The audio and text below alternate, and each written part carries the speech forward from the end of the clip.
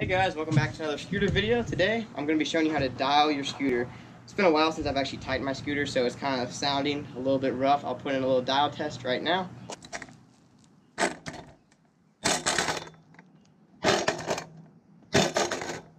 Alright, now that you've seen what my scooter, or heard what my scooter sounds like, you now know why I need to tighten it. So right now my back wheel, front wheel, and my compression is quite loose, so all you're going to need is 2 5s, a 6, and a wrench if maybe. My back wheel axle, I guess, uses a nut, so that's the only reason I need that. But the first thing you're going to do is you're going to take off your handlebars.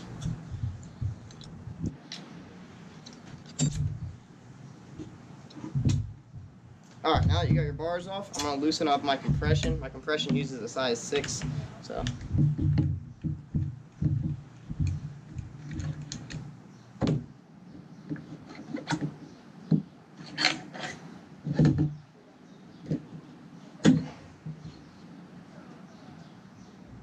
And then I'm going to loosen up my back wheel and take it off.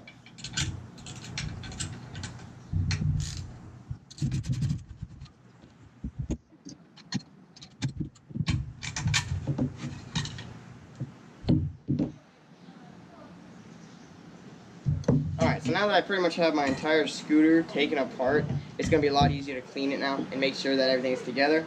So, one second, let me go grab some grease because I forgot to mention that earlier. Alright, back with the grease. So, what you want to do is you want to put the grease in between your compression ring, your pinch ring up here, up on the top that goes in between your fork, and you make sure that's in there. Put some on the bottom of your fork down here. You also want to put some in your bearings, in your cups right here. Just make sure the bearings are in there, but I already have some in there just from the previous time I did it. So, then you're going to install it back in here just like that. And this is where dialing your scooter is going to actually come into play. You're going to make sure that everything's tight, because before everything was pretty loose and it all was kind of like jumping around. So, make sure your compression is nice and tight. Let's see, I like it just a little loose. I can still do bar spins and toe whips pretty easily. That's pretty good. Then the next thing, I'm going to tighten my front wheel because that was pretty loose before.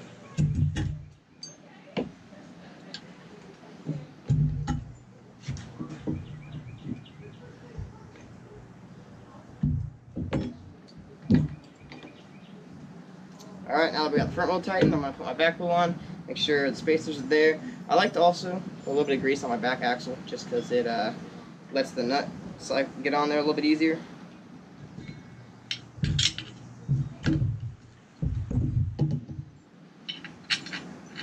See if I can do this without dropping a spacer.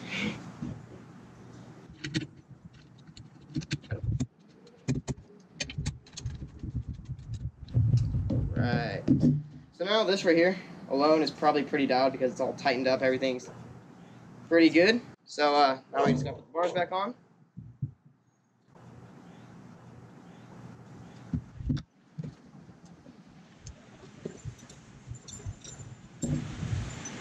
Alright, that is pretty much everything to dial up your scooter. It really isn't that hard at all. You just make sure all your bolts are tight and nothing's stripped out, and just everything's going to be dialed as long as everything's tight. Because the only reason that you get undialedness in your scooter is when something's moving around or something's loose or flopping around. So I'll go do a little dial test right here for you, and I'll wrap up the video.